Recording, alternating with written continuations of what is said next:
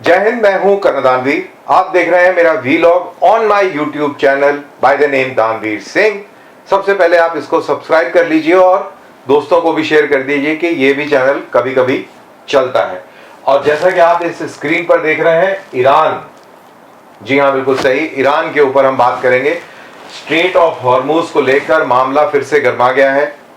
जो 60 दिन का मुआहदा हुआ था, MOU, memorandum of understanding between America and Iran, वो अब खारिज हो गया है, ध्वस्त हो गया है। और कारण उसका यह है कि ईरान ने स्ट्रेट ऑफ हॉर्मुज में 3 जहाजों के ऊपर, पानी के जहाजों के ऊपर हमला कर दिया।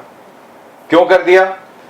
अब इस MOU के अंदर यह प्रावधान था आर्टिकल 5 के तहत, जो ईरान ने इंटरप्रेट किया वो ये है कि कोई भी शिप यहां से गुजरेगा उसको इत्तला करनी पड़ेगी IRGC को, ईरान को, कि हम यहां से गुजर रहे हैं, और फिर गुजर सकता है, बगैर इत्तला करे गुजर नहीं सकता। अमेरिका का इंटरप्रिटेशन है कि ये आप यहां पर टोल नहीं लेंगे, इस वजह से ये आर्टिकल 5 लगाया गया था। और इसका मतलब ये कतई नहीं है कि आपको बताना अनिवार्य है। तो ये आपने अपनी तरफ से ये शर्त, अपनी समझ से आपने ये शर्त बना ली और उसके चलते आपने हमला कर दिया। ईरान को लगा कि अब वो काफी मजबूत हो गया है, थोड़ा सा उसे ब्रीदर मिला इस सीज फायर के चलते। तो ये कैस्पियन सी है। दरअसल ईरान जो आपको दिख रहा है, ईरान के पीछे चीन और रूस है। उनको मालूम है अमेरिका फंस चुका है और अमेरिका को इस चंगुल से निकलने नहीं देना है। तो अमेरिका ने बेशक गल्फ ऑफ ओमान और पर्शियन गल्फ में अपनी सेनाएं, नौसेनाएं और बड़े बड़े बेड़े खड़े करके और ये पूरा इलाका ब्लॉक कर दिया है कि भी ईरान को कोई सप्लाई ना मिले। Saudi Arabia, Iraq, Kuwait, Bahrain, Qatar, UAE और ओमान, ये सारे सुन्नी मुसलमानों के देश हैं और ये भी ईरान के समर्थन में नहीं है। बहरहाल इराक थोड़ा सा है, क्योंकि इराक के अंदर भी शिया काफी बड़े पैमाने पर पाए जाते हैं। और तो ये वहां का लोकल समीकरण है। तो यहां से तो अमेरिका ने सुन्नी ममालिक की मदद से एक ब्लॉकेड लगा लिया। ऊपर टर्की भी है, टर्की बोलना भूल गया मैं। लेकिन कैस्पियन सी और सेंट्रल एशिया का रीजन, इवन अफगानिस्तान को मैं इसमें जोड़ सकता हूं, यहां पे कोई रोक टोक नहीं है। और ये मैं आपको बता दूं कि ये पाकिस्तान बहुत बदमाश देश है। हिमालय से भी ऊंचा और समुद्र से भी गहरा इसका दोस्त है चीन। तो ऐसा हो ही नहीं सकता कि चीन से कुछ पैसे ना लिए हों और चीन की मदद ना कर रहा हो सामान भेजने में। अफगानिस्तान डायरेक्टली, ईरान डायरेक्टली नहीं भेज रहा होगा तो अफगानिस्तान के थ्रू भिजवा रहा होगा। कुछ ना कुछ बदमाशी जरूर कर रहा होगा। आने वाले समय में ये हमको क्लियर हो जाएगा। एटलीस्ट मैं ये मानने को तैयार नहीं हूं, क्योंकि पाकिस्तान को पहले भी देखा है, ये डबल गेम खेलता रहा। इसने अमेरिका के साथ बहुत धोखा किया, अमेरिका को ये मालूम। अब इस दौरान क्या हुआ, ये MOU साइन करने की जरूरत क्यों पड़ी? सिंपल भाषा में, बहुत ज्यादा अंग्रेजी और बहुत ज्यादा विश्लेषण करने की इसकी जरूरत नहीं है। अमेरिका ने हमला शुरू किया, उसको लगा कि ये तो चुटकियों का खेल है। वहां के लोग जो हैं झंडा लेके बाहर निकल चुके हैं, आयतुल्लाह खुमैनी को हटाना चाहते हैं और यही मौका है, लोहा गर्म है, हथौड़ा मार दो। तो हथौड़ा उन्होंने मारा, इनिशिएटिव ट्रंप के हाथ में, हथौड़ा मार दिया। लेकिन ईरान को यहां पर दाद देनी पड़ेगी, उसकी पूरी लीडरशिप खत्म हो गई, बहुत सारा उनका जखीरा मिसाइलों का तबाह हो गया। लेकिन उसने ये गेम पलट दिया। जहां पे वो बिलियंस ऑफ डॉलर्स की मिसाइल एक फायर करनी पड़ती थी उसको, एक मिसाइल, ईरान की मिसाइल को ध्वस्त करने के लिए, वहीं ईरान ने एक सस्ता सोल्यूशन का इस्तेमाल किया, वो था ड्रोन। वो कुछ ही $1000 का drone millions of US dollar की मिसाइल को चकमा देकर, और अमेरिका के जितने भी बेसिस थे मिडिल ईस्ट में, Saudi Arabia, Kuwait, Bahrain, Qatar, UAE, यहां सब पे बमबारी करके उसने अमेरिका को बता दिया कि भाई ऐसे चलेगा नहीं। तो आया जरूर है, लेकिन यहां का दादा मैं हूं। तो ईरान ने बोला कि दादा मैं हूं, और ये ट्रंप को समझ में आ गया। जब बॉक्सिंग रिंग में मुक्के पड़े और जब नाक हो गई लाल, तो समझ में आया कि ना, पंगा ले लिया बॉस। तो भाई मेमोरेंडम ऑफ अंडरस्टैंडिंग पे चलिए, आइए कुछ थोड़ा सीजफायर खेलते हैं। और थोड़ा सा सांस लेते हैं।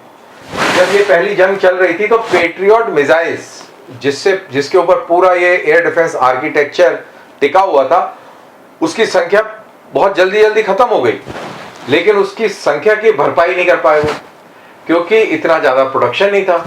तो इन्होंने रुख किया इंडो पैसिफिक रीजन का, जापान में जो अपना अमेरिकी बेस है, जो साउथ कोरिया में जो अमेरिकी बेस है, वहां से पेट्रियट मिसाइल्स को लिया और उसके बाद में अपने जो डिप्लीटेड नंबर से उनको पूरा किया। अब ये तो कर तो दिया, लेकिन अगर ये लड़ाई खिंचती रहती तो ये भी खत्म हो जाता, तो ये कोई इलाज नहीं था। तो ट्रंप को समझ में आ गया कि भाई ये अभी लड़ाई रोकनी पड़ेगी, ये गलती हो गई, थोड़ी गड़बड़ हो गई। तो उन्होंने लड़ाई रोक दी, सीज फायर खेला, बातचीत करी, ये सब हुआ। पाकिस्तान उसमें एक बहुत बेहतरीन किरदार उभर के निकला और हम एक तमाशबीन बने रहे और हमने देखा। बहरहाल तो ये सारी कार्रवाई हुई और इतने में अमेरिका ने अपनी स्ट्रेटजी भी बदली कर ली है। अमेरिका ने अपनी फौजों की स्ट्रेंथ भी वहां पर बढ़ा दी है और एंटी ड्रोन सिस्टम्स भी वहां पर तैनात कर दिए हैं, मिसाइल्स की भी भरपाई कर दी है। लेकिन ट्रंप अभी जल्दी में नहीं थे, भाई सीज फायर चल रहा है, अभी मामला ठीक है, ऑयल की प्राइसेस थोड़ी कम हो जाएंगी तो उसको भी वहां सांस मिलेगा, मिड टर्म इलेक्शन है वो कर ले। शायद हो सकता है कि वो लंबी सोच रहा हो कि यार ठीक है, इसको तो अभी बाद में सुलटेंगे, पहले अपने घर को ठीक कर लेते हैं। लेकिन साथ साथ ये भी था कि अगर यार ये अगर हम हमला भी कर देते हैं तो अभी सुलटा देते हैं तो और बड़ी जोर शोर से इलेक्शन जीत जाएंगे मिड टर्म।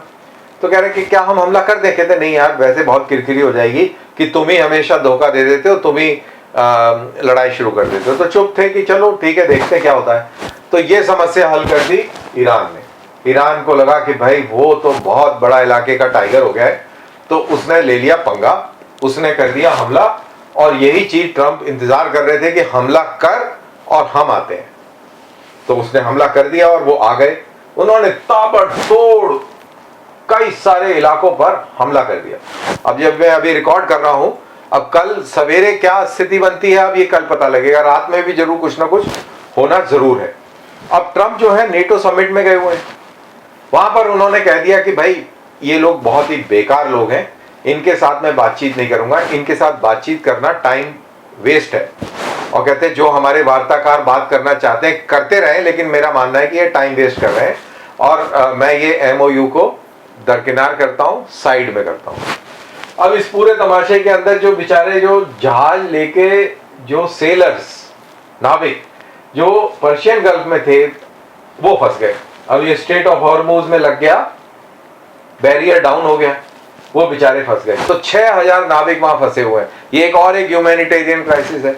अब इस 6000 नाविकों में बड़ी तादाद में भारतीय नाविक भी शामिल होंगे। और अभी थोड़ा थोड़ा हमें सांस मिली थी कि चलो यार अभी पेट्रोल और गैस और ये सब डीजल ठीक ठाक मिलने लगेगा। थोड़ा सा एथेनॉल का ड्रामा शुरू हुआ था, एथेनॉल E20 का माहौल बन रहा था कुछ और, अब वो सारा माहौल साइड में हो गया। अब फिर मेरे को लग रहा है कि गैस और पेट्रोल और डीजल की किल्लत फिर सामने हमारे आएगी। तो कहने का मेरा मतलब है कि ये तमाशा फिर से शुरू हो गया है और ये तमाशा कब खत्म होगा, कैसे खत्म होगा, ये समय बताएगा। लेकिन मेरा ये मानना है कि अगर इस इलाके को शांत करना है तो ईरान के अंदर आपको रिजीम बदली करनी पड़ेगी, मुल्ला हुकूमत हटानी पड़ेगी, आपको ईरान के लोगों को अपनी हुकूमत करने की सलाहियत देनी पड़ेगी, उन्हीं के हाथ में बागडोर देनी पड़ेगी। और जो ईरान द्वारा समर्थित प्रॉक्सीज हैं, चाहे हिजबुल्लाह है, हमास है, हूती है, इनको खत्म करना पड़ेगा। अगर आप इनको खत्म नहीं करेंगे तो ये इलाका शांत नहीं होगा, ये इलाका इसी तरह जलता रहेगा, क्योंकि ये लोग सब इजराइल को मारेंगे और इजराइल फिर इनको मारेगा और ये कहानी चलती रहेगी। लेकिन साथ के साथ ये भी बोल दिया जाए कि इजराइल को भी रोकना पड़ेगा जिस तरीके से वो फिलिस्तीनियों के खिलाफ कार्रवाई कर रहा है। उसने गजा को बिल्कुल मिट्टी में मिला दिया, वेस्ट बैंक के अंदर तबाही मचाई हुई है और मेरे ख्याल से ये भी अत कर दी है इजराइल ने। तो इजराइल को भी रोकना पड़ेगा। बात दोनों तरफ की होनी चाहिए, इसीलिए मैंने इजराइल को भी अंडरलाइन किया है। और इजराइल भी जो कर रहा है वो ठीक नहीं है। हर चीज की एक हद और लिमिट होती है। इजराइल के ऊपर हमले हुए, बिल्कुल गलत है। जवाबी कार्रवाई होनी चाहिए, बिल्कुल होनी चाहिए। तो क्या इस हद तक होनी चाहिए कि वहां पर एक परिंदा भी ना बचे, सब कुछ आप बराबर कर दें? तो मेरे ख्याल से इस पे भी दुनिया को सोचना चाहिए। तो ये सारी इश्यूज हैं। अगर ईरान का इशू है वहां की मुल्ला रजीम, तो इजराइल का भी इशू है कि वहां पे जो कट्टरपंथी लोग हैं उनको कंट्रोल करना पड़ेगा, तभी ये इलाका जो है शांत हो सकता है। लेकिन क्या ये शांत होगा? पिछले 80 सालों में तो ये हुआ नहीं है, तो क्या ये होगा? ये भी एक बहुत बड़ा सवाल है। बहरहाल, तो जैसे जैसे लड़ाई चलेगी और जैसे जैसे ये परतें इसकी खुलेगी, और कि अब ये 2.0 जो ये लड़ाई का 2.0 है, और बल्कि 3.0 मैं कहूँगा, एक पिछले साल और एक इस साल, अब ये तीसरा जो चरण आया है, इसमें कैसे गतिविधियां होती हैं और क्या इसका रूप स्वरूप होता है, मैं आपके सामने पेश करता रहूँगा। तो बहरहाल मुझे दीजिए इजाज़त, अपने दोस्तों के साथ शेयर कीजिए और अगले वीलॉग का इंतज़ार कीजिए। मुद्दा यही रहेगा।